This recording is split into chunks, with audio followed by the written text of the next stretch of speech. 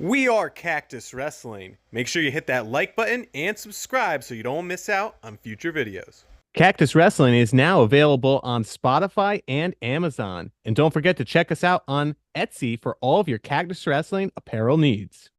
So this past weekend was senior world team trials It was for almost the a perfect weekend for Marcus Blaze. yeah, for the non-Olympic weights, 61, 70, 79, 92. Got to see a lot of guys come out of retirement. Some guys that should probably go back to retirement. Pat Downey will get to you. But Nashawn Garrett, 1 seed, starts off well, 9-0 over Liam Cronin.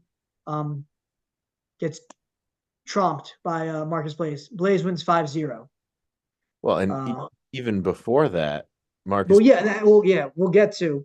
Marcus Blaze starts off kind of slow, 6-2 win over Kyle Berwick. And, I'm watching it and I'm like, maybe it's just the weight from 57 to 61 is going to be tough for Marcus Blaze. I don't know how well he'll do. And then I watch and he's wrestling Seth Gross. And at the end of the first, Marcus Blaze is losing 3-1. Seth Gross is up 3-1. And then what happens is Marcus Blaze comes back and wins 7-5 over Seth Gross. So he beats a national champ. That's cool. Yeah. And I say, okay, well, Seth Gross is great. I think Nashawn Garrett's a little bit tougher. Let's see how it goes. And, Nashawn gave Dayton Fix, some good runs. And he gave Vito some good runs. So I'm like, okay, this will be an interesting matchup. Another national champion. Point. Yeah, and it turns out it wasn't at all. So Marcus Blaze wins 5-0. And then I'm like, okay, well, he's got Dayton Fix in the finals. No, it's funny. Dayton Fix never has won a national title. Those two guys have, and yet Dayton Fix seems like the best opponent of the three that he ran into.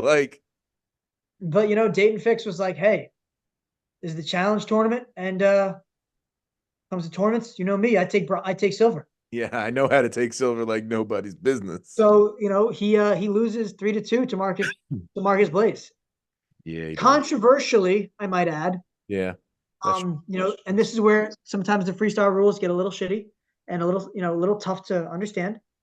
And the wrong calls can be made. And I'm not saying it was a right call or a wrong call because I didn't watch this match live and I've only gotten to watch the replays. And he shot in, he had the leg. They did kind of go out of bounds, but was it really a 1-point thing? Yeah, they were kind of like he's grounded. Where did it end? Where did it begin? Yeah. And then Dayton challenges, rightfully so, because what do you have to lose? And he loses the challenge, loses 3-2. But he was losing 2-2 on criteria anyway. So Marcus Blaze makes the finals. I'm thinking, okay, well, it's returning world champion Vito Arujau. It's not going to be close, unfortunately. Right. And then it turns out it was very close. And yeah, Marcus Blaze is winning the match on criteria, match 1, with 46 seconds left. And then Vito gets his push out. Vito wins match 1, 2-1. I don't think, in my mind, I can remember a single time Vito has won a match without a takedown in freestyle. Yeah, no, I was gonna say I don't think I've seen Vito have this close of a match, period. Yeah. Yeah. And continues on. He goes, okay, we'll match 2, Vito's gonna make the adjustments. There's a reason he's the world champion. Marcus Blaze has done formidable, he's been incredible. But I think it's gonna be opened up a little bit more. And that's also not what happened. So, Marcus Blaze loses 3-1, but again, it's not a takedown from Vito. It's 3 individual points. So he goes in 12 minutes with Vito and doesn't give up a takedown once. Yeah. And granted, Vito wins the spot, but 17-year-old Marcus Blaze is number 2 on the 61 kilo senior world team and number 3 on the 57 kilo senior world team. And he has a math test tomorrow for his math, senior level math class.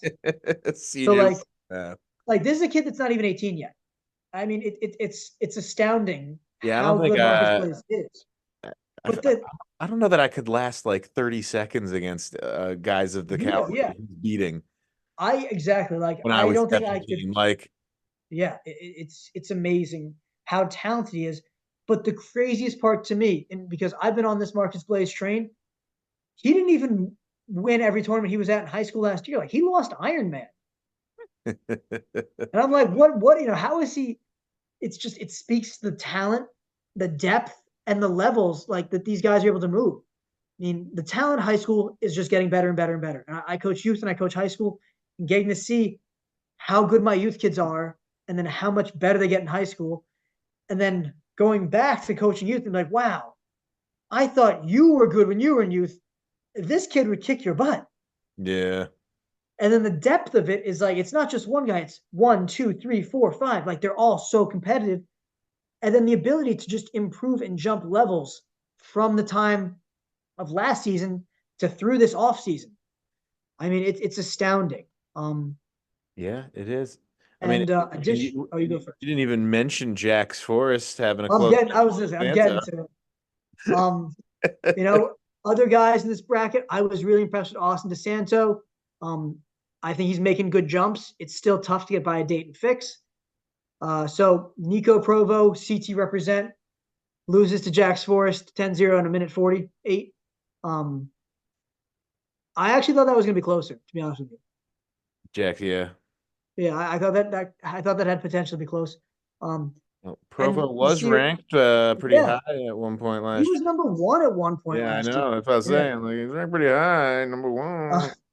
Nasir Bailey wins over Michael Tortorice 10-0, loses immediately, gets teched by Dayton Fix. Then he Dayton Fix loses is to like, Jax hey, Forrest via forfeit. yeah. So DeSanto beats Forrest 9-6 in a pretty competitive match. I think Jax is a little small for senior level 133/61 kilo. But that's, the kid's got to grow, so it's smart. Fix obviously, to make the finals beats DeSanto. And then what I was disappointed about was how many guys forfeited out or didn't weigh in the next day. Like these guys don't care. Like it's like either Yeah. I'm the guy or it doesn't matter to me. Or I'm not. But then if you're a guy like, no offense, that probably wasn't going to make it, like Nasir Bailey probably wasn't going to make it. You don't think he could have beat Jax Forrest? No, I mean he might have beaten Jax, but the fact is that he wasn't going to probably beat Vito. Oh yeah. He would, and so when you're so young, you should be trying to get those freestyle matches, get those live reps. What do I have to work on? But he made it to Conti of 4 and then just forfeits out to Jax Forrest. Jax advances. I was like, okay, well, Jax will wrestle Nashon. Nashon forfeits out. I'm like, dude, what is going on? Liam Cronin forfeits to DeSanto, so Jax Forrest ends up teching Liam Cronin for 3rd. Yeah, I was pretty surprised to see Liam Cronin got top 4. But it's like, again, it's if you're someone like Austin DeSanto, who admittedly is probably not doing, is full-time freestyle, but is admittedly probably not doing a ton of actual wrestling. I mean, these guys wrestle 3 tournaments a year, maybe. Yeah. What is the rationale behind saying, okay, I went 1-2, and those 2 losses were, one I lost a close match, and then I forfeited the other one. So so cool. Like you wrestled, you had a 45-second tech that you won, and then you lost 6-2. Let's just say.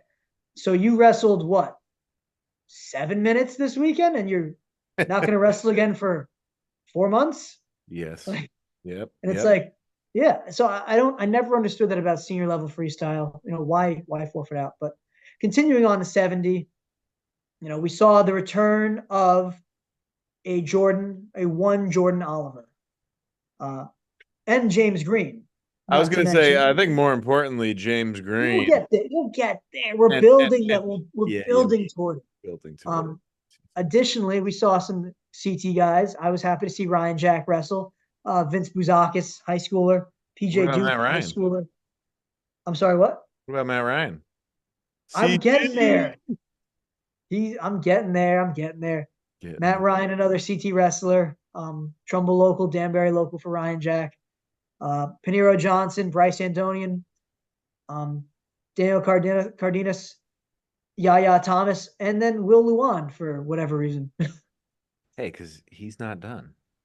His I underhook was is still coming. I was surprised Will Luan was in this because I feel like he is the most boring person to watch wrestle, and he is so low scoring. And I feel like the point of freestyle is to score a lot of points fast. He just wants to take these, like me and Jack were saying. He just wants to take these freestyle matches to overtime. Yeah, he's gonna find a way. Possible. So Alex Pantelio wins 3-3 over Dane Morton. Yeah, he's No really idea. stamp on the beginning of his tournament. Yeah, first match. Then he wins 2-0 over Yaya Thomas. Yaya's good. And, yeah, but I see those two results and I'm like, man, he is way too big for 70 kilo. And he's going to get messed up by Duke. But yeah, it's like PJ Duke is going to probably be able to take him right now. And even though PJ is not the same wrestler or as big or as strong, I think PJ's got a high pace. Look what he did at U20s.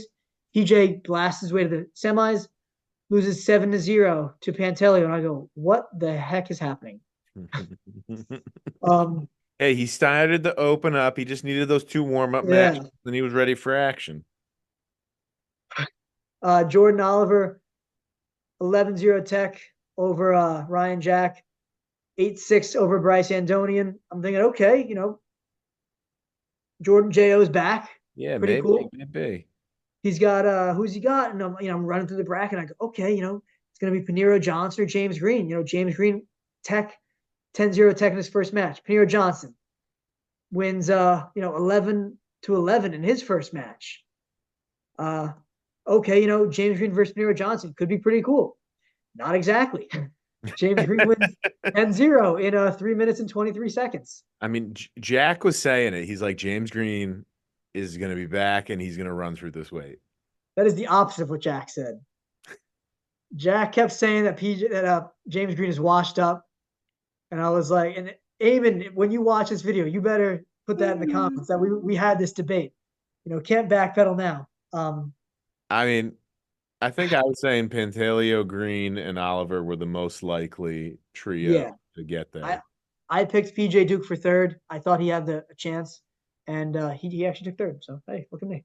So James Green beats Jordan Oliver 6-3 in a very competitive match, setting up a James Green versus Alec Pantelio final, best 2 of 3, and it did not go like I expected in the first match. The first match. James Green wins. Yeah. First match, I was like, what the heck happened? James Green wins 10-0 in under 50 seconds. Second match, a little bit closer. Yeah, a little bit. James Green wins 2-1. Hey, he wanted to win on both ends of the spectrum. Yeah.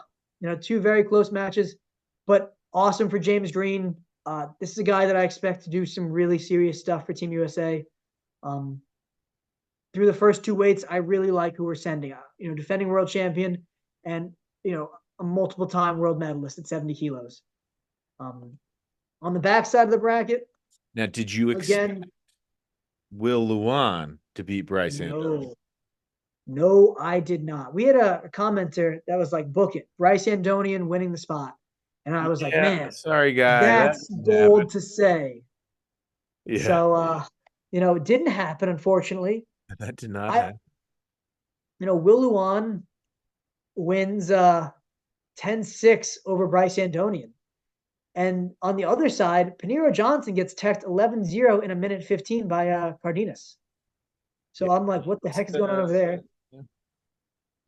Will Luan gets forfeit in the Conci of 4. Yaya Thomas beats Jackson Arrington 6-6 in the Conci of 4, setting up an Yaya Thomas versus Jordan Oliver, and then PJ Duke versus Will Luan. And Oliver drops out of the bracket. Yeah, Oliver forfeits out because he's old, and PJ Duke. He says he's coming back for the Bill Ferrell, so we'll see. And then PJ Duke wrestles Will Luan, and that didn't go as I thought. No, it was closer than I expected. You thought Duke was going to win by more? Yes, I did actually. I was Um, surprised to see Duke won. no, not me. BJ Duke's a much better athlete than Will Luan. No offense to Will Luan. Um, I mean, and I was a there was little bit a more surprised by his next win, but still, yeah. yeah, no, you guys can't sleep on PJ Duke. He is one of the most incredible wrestlers I've had the pleasure of watching in person. Yeah. Um, I've known PJ since he was young. I remember when he, as a seventh grader, beat Steve Opoolian, and they tried to scrub that match from the internet. But PJ's really, really, really good. I think that if it wasn't for his, injury history, people would talk about him even more than they do. But the fact that he's had, shoulder issues, has kind of kept him out of big events. It's, he teched his way through New York States as a seventh grader. Youngest New York State champion in history. It was believed he was going to be the first ever 6-time New York State champion. How does that go? Loses a year because of COVID, loses a year because of injury. So, But the guy, I mean, watching him beat up Will Henkel, who again is a kid that was in my youth program. And I've known Will. Watching PJ with one arm because he tore his labrum in the finals match against each other. Watching him take down Will Henkel at will with one arm was terrifying to watch. yeah, that you got that kind of skill. Yeah. And knowing PJ from when he was at Empire and now with KD, I know how good he is, but it's still like, to put into perspective, watching him run through NHSCA, I think he had a takedown every 3 minutes at NHSCA. Like, just, he's so dynamic on his feet. And it's also because he's got an incredible judo background that, when Will Luan went to try to lat drop PJ Duke and PJ just said, "Oh, we're doing this," and he just threw him through it. And you see Kevin Jackson in the corner just like throw his clipboard down. It was great, hilarious to watch. What you doing? And he was like, "Let's go, Will, let's go." And he just throws. He goes, "Why would you do that?" So yeah, PJ Duke beats Will Luan and then sets up a match between him and Yaya Thomas. Beats Yaya Thomas 5-1.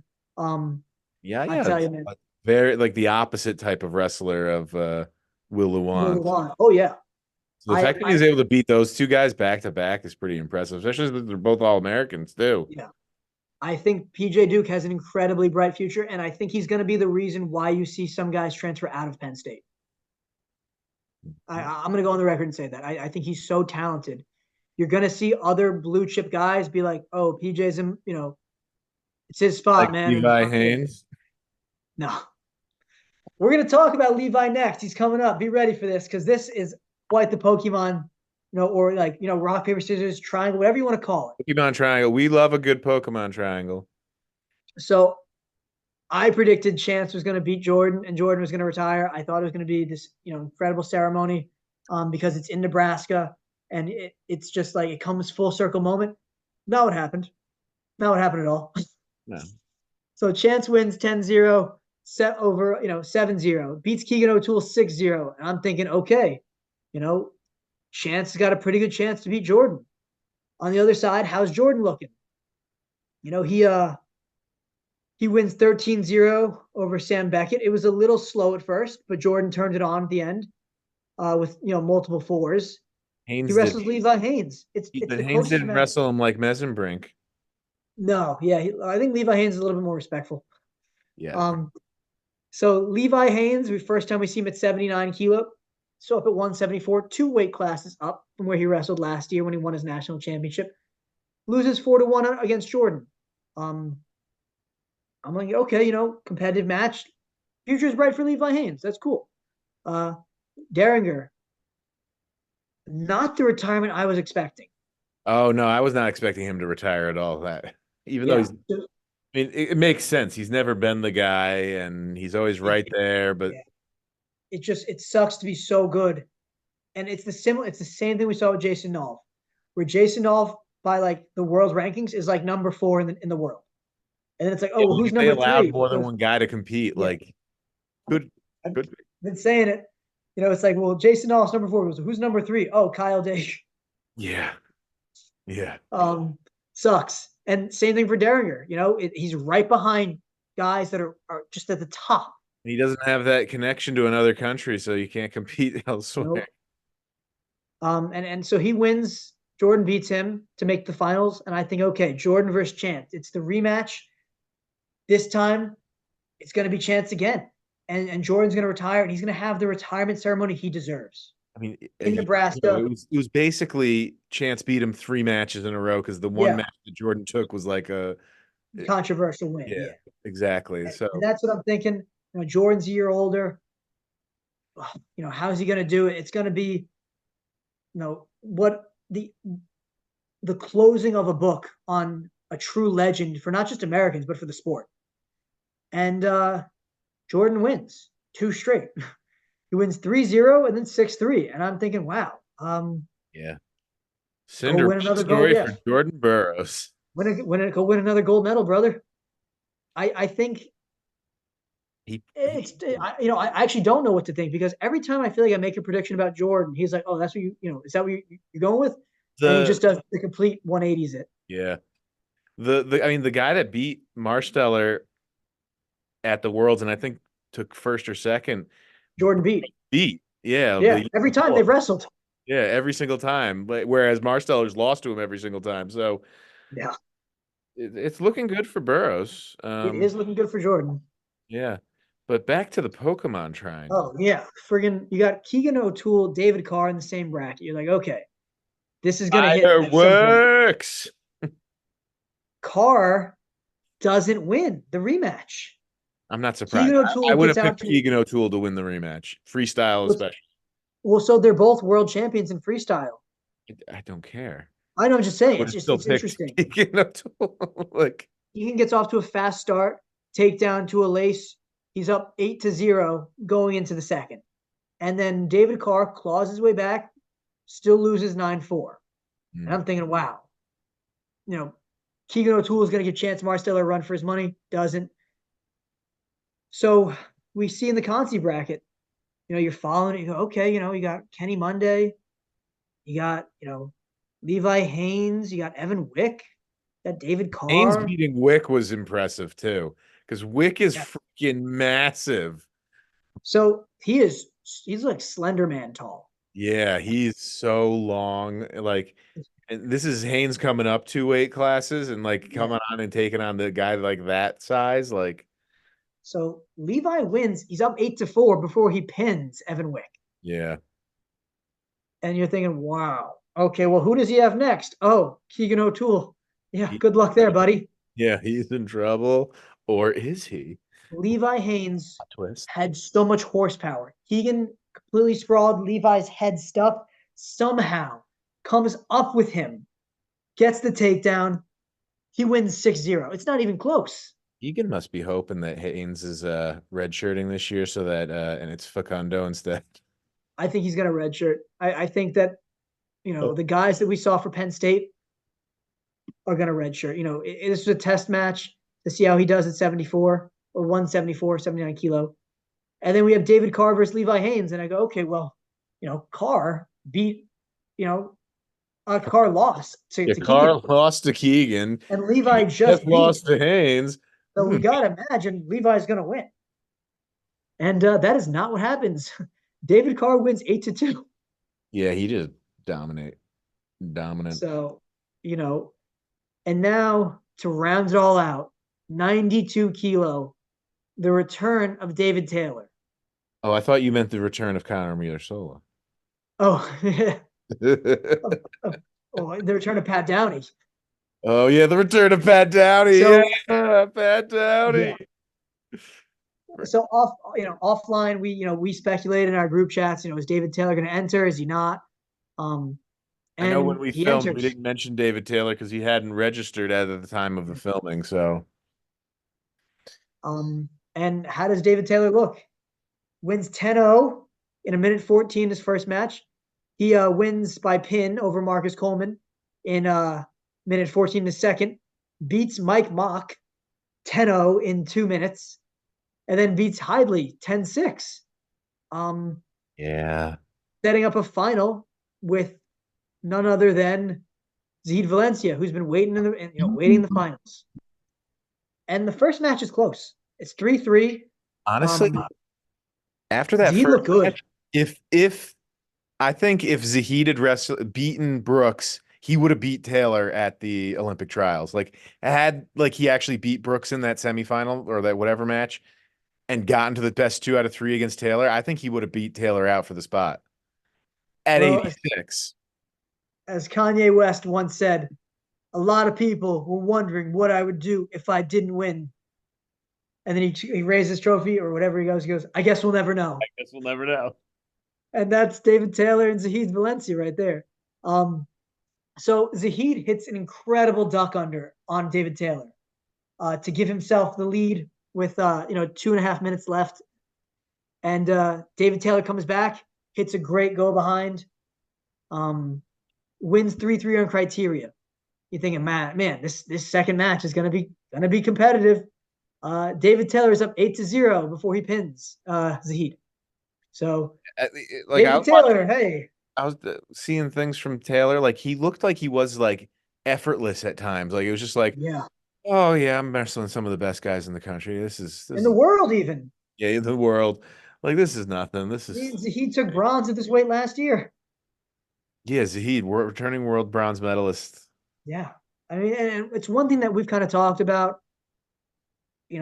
David Taylor had his whole like behind the scenes this year for making the lead up to the Olympic trials, because he was one of a few people that could go for another Olympic medal for Team USA, historically, and I just know that like watching his videos, every single one of them had something about him cutting the weight, him getting his weight down, how he's going to get the weight down. I'm heavier than I'd like to be, but I'm getting there.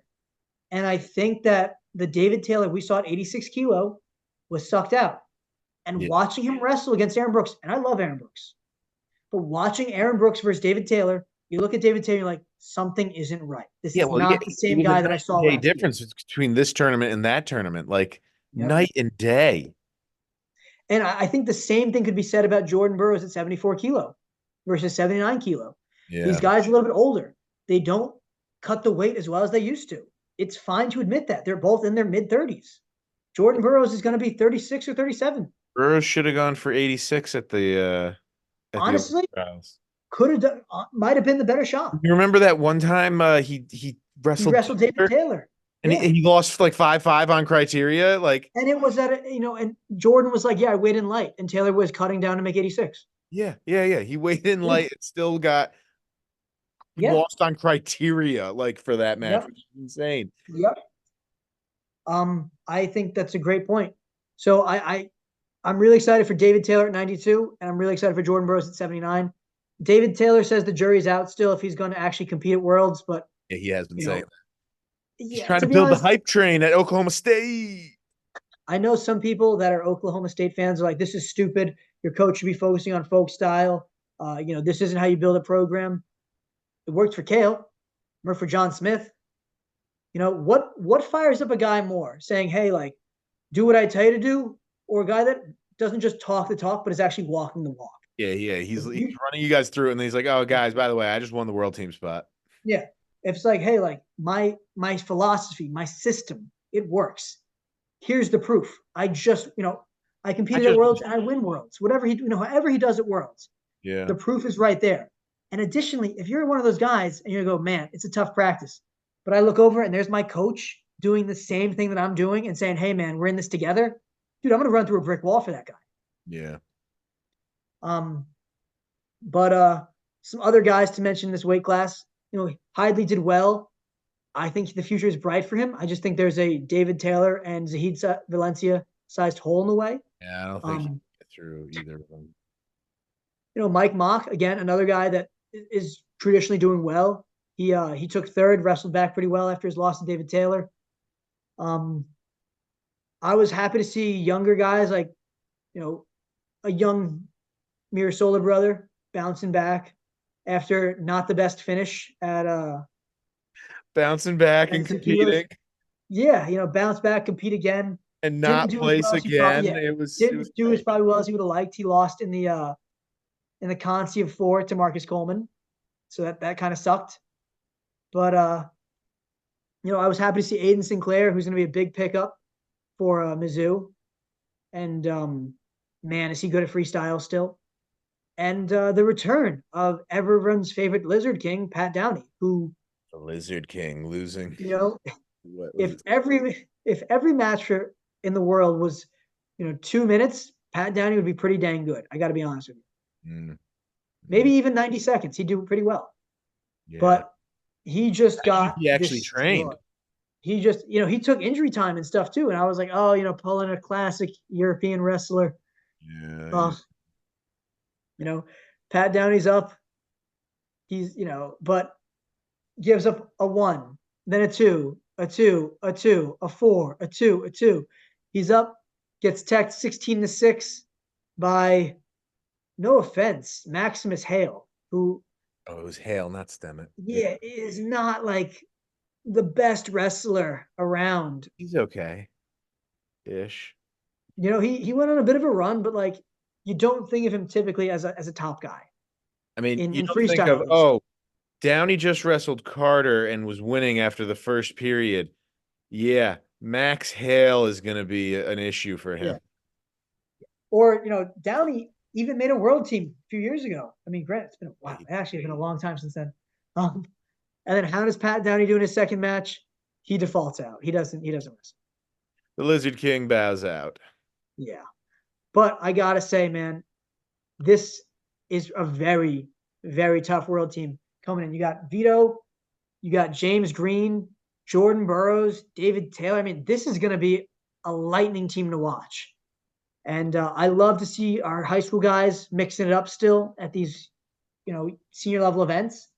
The future is bright for them, but I'm looking forward to seeing Jordan Burroughs and David Taylor get one more gold medal. Yeah, that'd be nice if Taylor, Burroughs, Green, if the three of them get meth, like especially if they're gold. Yeah, I think that this is a team that has a very good chance to have 4 medalists, and I wouldn't be surprised to see multiple gold medalists with this roster. 4 for 4? And what? I don't know about 4 for 4 yet, but I would say there's 3 guys that could, get gold. James Green Green's never won gold. He's been a silver medalist. But he's never retired and come back before, so he also got the surgery he got as well also seemed to help him a ton. I mean, it's the same surgery Ben Askren got. And Ben says, I feel like a whole new man. And James Green looked like a whole new wrestler. What I'm super excited for, and some things have to hit to get this to happen, but there is a Russian tank that might be at 92 kilos. Oh yeah, David Taylor said he wants it. There's a good chance you see Sajilayev at 92 kilo, and my goodness, said he wants that match. I hope it happens. That would be the match of the century, in my opinion. I mean, oh yeah, it would be. Talk about a clash of different styles, and all just it would be incredible. So lots to look forward to in the freestyle season. Folk style season right around the corner. Let us know what you think. Comment. Thanks for watching. We are Cactus Wrestling, and we'll see you next time on our next video.